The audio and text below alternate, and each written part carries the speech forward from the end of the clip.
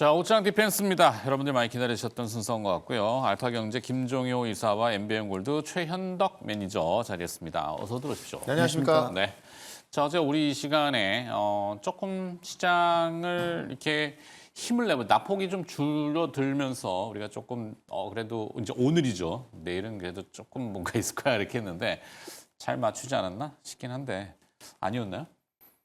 네, 근데 뭐 저 혼자만 기억하는 건가? 최현덕 매니저도 마찬가지지만 뭐 최근 시장의 주정이 이어질 때 뭐 두려워하기보다는 매수 기회로 삼는 것이 좋겠다라는 말씀은 뭐 저 역시 계속 드려왔고 그렇죠. 네.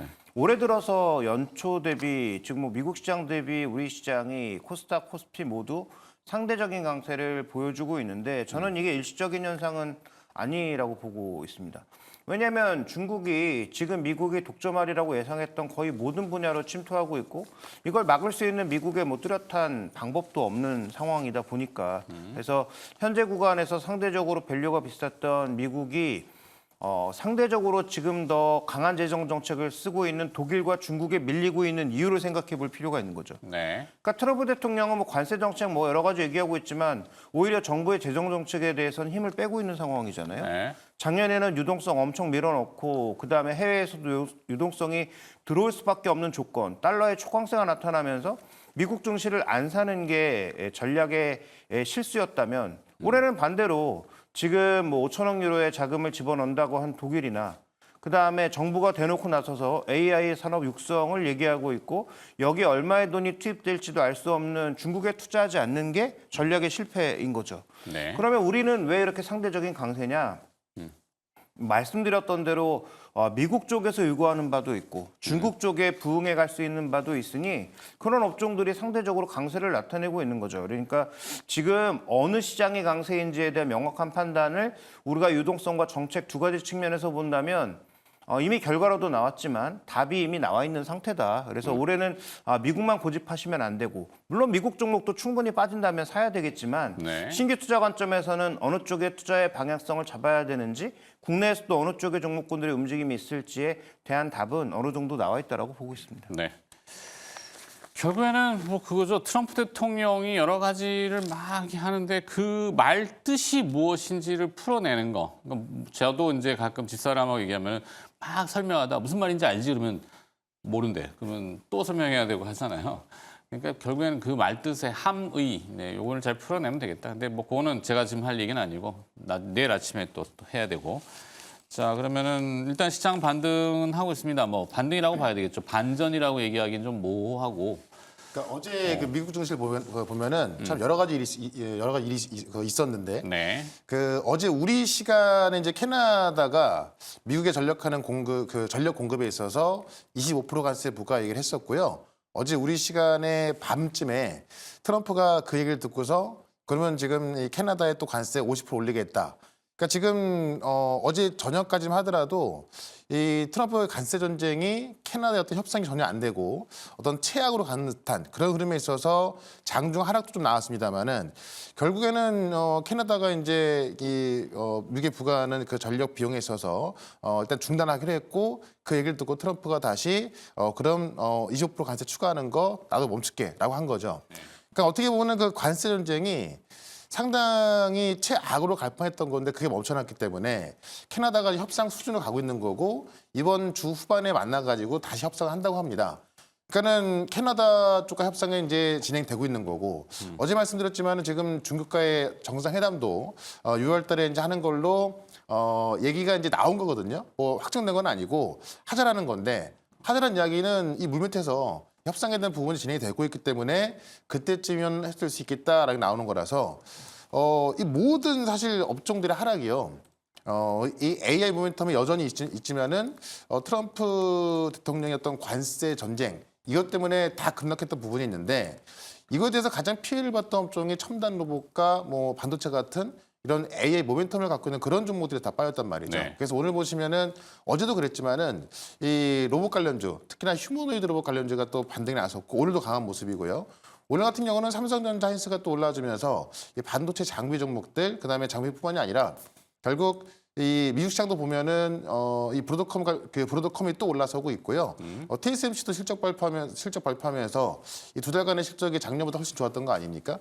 그런 거 봤을 때 미국 같은 경우도 어제 나스닥이 약보합에 끝났습니다만 네. 웬만한 빅테크 기업들이 다 상승 마감했거든요. 그래서 기술주 위주로 올라가는 모습 봤을 때 우리 같은 경우도 결국 이 AI 모멘텀으로 올라가던 종목들이 낙폭이 컸던 건데 그 종목들 위주로 올라가고 있다는 거죠. 그래서 오늘도 보시면 첨단 로봇과 반도체가 올라가는 부분이 그러한 이유이기 때문에 이러한 흐름은 좀 계속 나올 거라 보고 있고요. 네. 특히나 지금까지 빠졌던 부분이 이 캐나다, 멕시코, 중국과의 어떤 무역 전쟁에 있어서 협상이 안 되던 부분인데 이게 지금 이제 완전 바뀌고 있지 않습니까? 그런 관점에서 저는 어제도 말씀드렸지만은 굉장히 좀 공격적으로 좀 대응이 될 정도로 너무 많이 내려왔고 많이 내려온 것 치고는 모멘텀이 변한 게 전혀 없습니다. 그러니까 시장에 대한 어떤 그 관세에 대한 불확실성 이것만 계속 남아 있을 뿐인데 이것도 풀리고 있는 상황에서 업황에 대한 모멘텀은 전혀 변한 게 없거든요. 오히려 네. 더 강해지고 있기 때문에 지금 구간에서는 오히려 좀 더 공격적으로 되는 게 좋겠다. 이렇게 한번 말씀을 좀 드려보겠습니다. 네.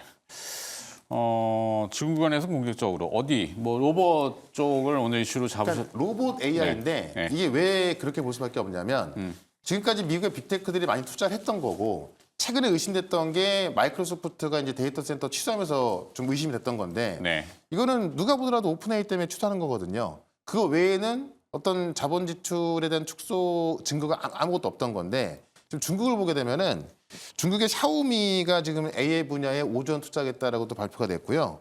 지금 화웨이에서 계열을 분리한 아너 같은 경우도 지금 5년간 100억 달러, 약 14조 투자하겠다라고 했고 가장 중요한 게 뭐냐면 그 샤오펑이라는 그 중국의 전기차 회사인데 네. 이 전기차 회사도 휴머노이드에 15조 투자하겠다 발표했습니다. 결국에는 테슬라가 전기차를 휴머노이드 로봇을 이용해서 만들 거고 그런 휴머노이드 로봇을 생산하겠다고 하니까는 지금 샤오펑 같은 경우도 테슬라 똑같이 가겠다라고 하는 건데 중국이 어떻게 보면은 이번 연도 들어서 시진핑의 어떤 그런 지원 아래 엄청난 돈이 투자 들어간단 말이죠. 근데 여기서 만약에 미국 빅테크 기업들이 중국이 투자하는 것을 가만히 보고만 있는다? 잡힐 수밖에 없겠죠. 그렇기 네. 때문에 더 세게 투자가 들어갈 수밖에 없고 그런 부분이 최근에 이 일론 머스크 같은 경우도 이미 세계에서 가장 큰 데이터 센터를 짓고 있지만은 계속해서 추가 부지를 매입하고 있거든요. 그런 것점에 있어서 이 AI 분야에서 1등을 하기 위한 이 빅테크들의 전쟁은 계속 나올 수밖에 없기 때문에 그런 것점에서 그 결과물이 될 수 있는 이 휴머노이드 로봇이라든가 아니면 그 과정에 진행될 수 있는 인프라를 깔 수 있는 그런 반도체 이쪽은 계속 올라갈 수밖에 없다라고 보고 있습니다. 네. 하여튼 좀 본질문도 들어가지 못했는데 본질문 타이틀이 로봇 섹터. 네, 오늘 이렇게 어려운 말을 써놨을까? 백가쟁명의 장이다. 사자성어인 것 같아요. 아마 그 난상 토론 같은 형태 많은 얘기들이 나온다. 뭐 그게 이제 투자 얘기가 됐던 뭐 아니면은 기술 개발이 됐던 또 새로운 것들이 하루가 다르게 기사들이 많이 나오잖아요. 이제 휴머노이드의 상당히 그 뭐랄까 뭐 정말 인간의 어떤 외형을 가지고 있는 네, 그런 것들이 있는데 자, 뭐 이슈들을 좀 뽑아보죠. 현대차 그룹이 먼저 보스턴 다이내믹스 네. 로봇을 뭐 하나 또 등장시킨 모양이에요. AW2025. 네, 지금 뭐 여러 가지 뭐 컨퍼런스들도 열릴 거고 뭐 신제품 발표도 있을 거고 여러 가지 뭐 신기술도 앞으로 뭐 계속 줄줄이 나올 텐데 네. 뭐 중요한 건 이 상용화냐? 아직 뭐 상용화까지는 좀 거리가 있다라고 봐야 되겠죠. 뭐 파일럿이냐? 중국 업체 몇 개 정도를 제외한다면 지금 당장 사람들이 살 수 있는 가격에 런칭할 수 있는 회사는 없고요.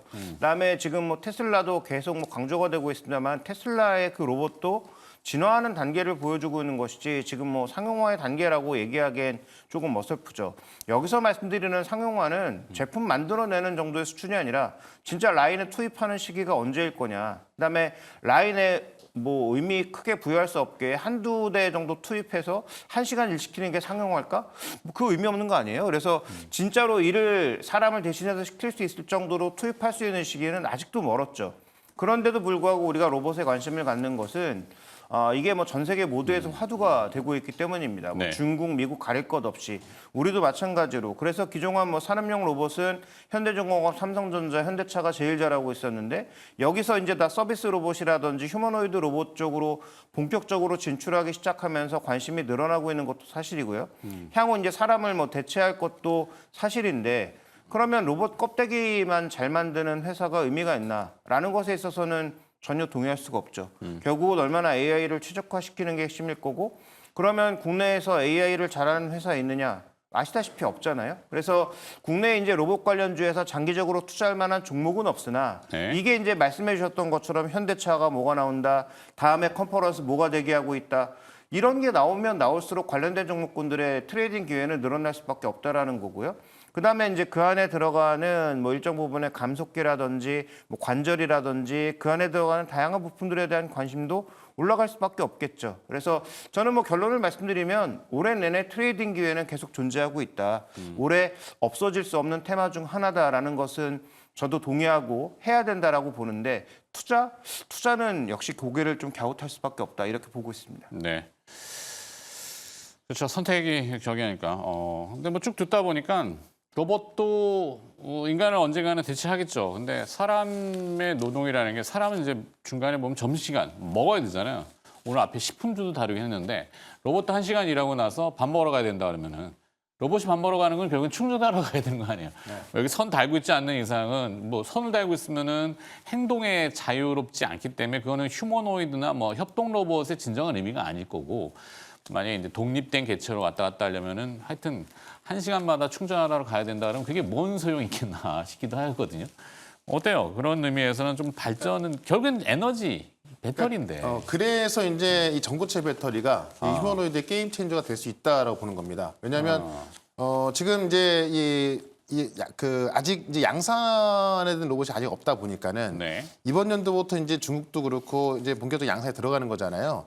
그러니까 지금 그 배터리의 용량이라든가 사용 시간 이런 것들을 추측하는 게 많이 나오는데 일단 그러니까 테슬라 옵티머스 같은 경우는 발표한 걸 보게 되면은 8시간에서 9시간 사용할 수 있다고 합니다. 아, 그래요? 근데 지금 그 다른 이제 그 양산된 로봇 그 휴머노이드 로봇을 봤을 때 어떤 그 보고를 봤더니 무거운 걸 들면은 뭐 한두 시간 정도, 그냥 보통이면은 뭐 서너 시간. 그렇죠. 근데 뭐 아무 일도 안 하고 그냥 작은 일만 한다. 어떤 뭐 GPU도 많이 안 쓰고, 뭐 반도체 많이 안 가만히 서 쓰고, 있기만 한다. 계산 많이 안 하고, 그러면 뭐 대여섯 이렇게 나오는데, 근데 어쨌든 옵티머스 같은 경우는 8시간에서 9시간 한다고 나와서 그것만 보면 상당히 뭐 괜찮은 결과물이 나오는 건데, 근데 이제 객관적으로 분석한 걸 보게 되면은 옵티머스의 가슴팍에 있는 배터리 크기를 봤을 때 한 두세 시간 정도밖에 안 될 것 같다. 이런 또 전망이 나와주고 있거든요. 네. 근데 결국에는 이 전고체 배터리로 가야 되는 거고 이게 이제 그 우리 이 배터리가 원래 전기차 때문에 이제 좀 시장이 커지다가요. 네. 전기차가 캐즘으로 가다 보니까는 이제 어떤 로봇 쪽에서 차지하고 있는 건데. 과잉 투자다 이래가지고 뭐 서로 출혈 경쟁이다, 뭐 중국 업체 들어오면서 난립하고 이것도 망하는 이런 도식을 자꾸 그리잖아요. 그렇죠. 그러니까 전기차 쪽은 한참 먼 거고 새로운 어떤 수요처를 찾은 게 로봇인데 로봇 같은 경우는 이제 우리가 딱 보더라도 좀 복잡하지 않습니까? 네. 전기차 같은 경우는 뭐 밑에다가 배터리를 깐다든가 그러면 되는 건데 이 로봇 같은 경우는 뭐 가슴이나 배 정도밖에 없으니까는 어쨌든 그런 것들을 개발하겠다라고 해서 지금 삼성, SK, 현대차가 손잡고 로봇 전용 배터리를 만들겠다고 하는 거고 목적은 전고체 배터리를 개발해서 많은 양을 쓰는 건데 이 전고체 배터리 상용화가 지금 뭐 가장 빠르게 보고 있는 게 2, 3년이니까는 일단은 4680 배터리를 통해서 현존하는 배터리 중에서는 그래도 가장 용량이 크고 가장 출력이 좋은 게 지금 4680 원통형 배터리거든요. 그래서 그쪽 배터리를 지금 로봇 쪽으로 개발해서 공급하겠다. 네. 이런 전략 계획을 내놓고 있어서 최근에 그것 때문에 이제 어떤 그 2차 전지 기업들이 올라왔습니다만 제가 볼 때는 지금 4680 원통형 배터리 갖고는 어떤 용량을 만족시키기에는 좀 힘들지 않을까 싶어서 결국 게임 체인저는 전고체 배터리가 될 것이다 네. 라고 본다면 이 전고체 배터리는 결국 그냥 어떤 그 전기차에 대한 모멘텀을 볼 것이 아니라 그렇죠. 휴머노이드 로봇 모멘텀 본다고 하면은 아마 그쪽에서는 좀 상승 캐파가 꽤 나오지 않을까 그렇게 보고 있습니다. 그러게요. 하여튼 갈 길은 먼데 안 갈 수는 없고 뭐 정부도 많이 그런 쪽으로 집중하고 뭐 투자 계획도 계속 각국이 다 하다 보니까 우리도 가만히 있을 수는 없으니까 특별 자금들을 뭐 마련해서 이야기들은 하는데 아직도 그냥 뭐 그렇죠. 좀 답보 상태이긴 한데 요즘 정보 프로그램 같은 거 보면은 뭐 로봇 이 붐을 자꾸 일으키잖아요. 뭐 휴게소 가면 뭐 라면 끓여준다 그러고 뭐 우동 뭐 근데 사실 그렇게 보고 있으면서 저게 로봇인가? 그냥 기계가 끓여주는 것 같은데 그거 옮기다가 국물 질질 흘리고 막 이러더라고요. 저 누가 닦지? 사람이 닦을 텐데. 뭐 이런 생각이 들어서 갈 길이 아직 멀구나. 이런 생각이 좀 듭니다. 네, 일단 로봇과 관련돼서 뭐 서비스 로봇 말씀하셨던 대로 뭐 커피 만들어주는 로봇도 있고, 그다음에 뭐 라면도 끓여주고 더 다양한 로봇이 있습니다만, 우리가 이제 궁극적으로 원하는 로봇은 우리가 이제 옛날에 뭐 공상 만화에서 봤던 공상과학 만화에서 네, 봤던. 그런 만화에서 봤던 어떤 그런 로봇, 뭐 전투형 로봇, 뭐 그런 로봇뿐만 아니라 실제 생활에서 사람을 바로 옆에서 도와줄 수 있는 그런 에이전트형 로봇이거나 그렇죠. 아니면 산업형 로봇이라고 했을 때 기존에는 뭐 무거운 거 날라주고 옮겨주는 형태 정도였다면 이제는 사람을 대신해서 뭔가 일을 해줄 수 있는 그런 형태의 로봇들을 원하다 보니까 네. 뭐 그런 괴리감 자체가 아무래도 이제 투자에 있어서는 조금 문제가 될 수 있는데 오히려 그냥 힘을 증대시키는 그런 왜 우리 뭐죠 에얼리언 같은 영화 보면은 이렇게 장착하는 형태로 로봇 기능을 하잖아요. 그 웨어러블 로봇 같은 웨어러블, 경우에도 지금 뭐 보피 얘기도 뭐 과거에도 나왔었고 그다음에 이제 그게 뭐 실제적으로 뭐 전투에도 쓰일 수 있다. 그렇죠. 그게 맞죠. 군인에게 뭐 추가적으로 우리가 이제 뭐 공상과학 영화에서 보는 것처럼 뭐 그렇게 뭐 날아다닐 정도까지는 아니겠지만 네. 실제로 신체적 능력을 뭐 업그레이드 시켜줄 수 있는 그런 여러 가지 형태로 쓰일 수는 있어서 말씀드렸던 대로 뭐 그 안에 들어가는 부품도 늘 거고 AI라든지 다양한 어떤 서비스의 확장에 대해서는 의심의 여지가 없죠. 다만 뭐 제가 계속 말씀드리고 있는 건 우리나라에 그 정도에 기여할 수 있는 기업이 없다는 걸 계속 강조드리는 거고요. 네. 다만 그 안에 들어가는 부품은 수도 없이 많이 있다.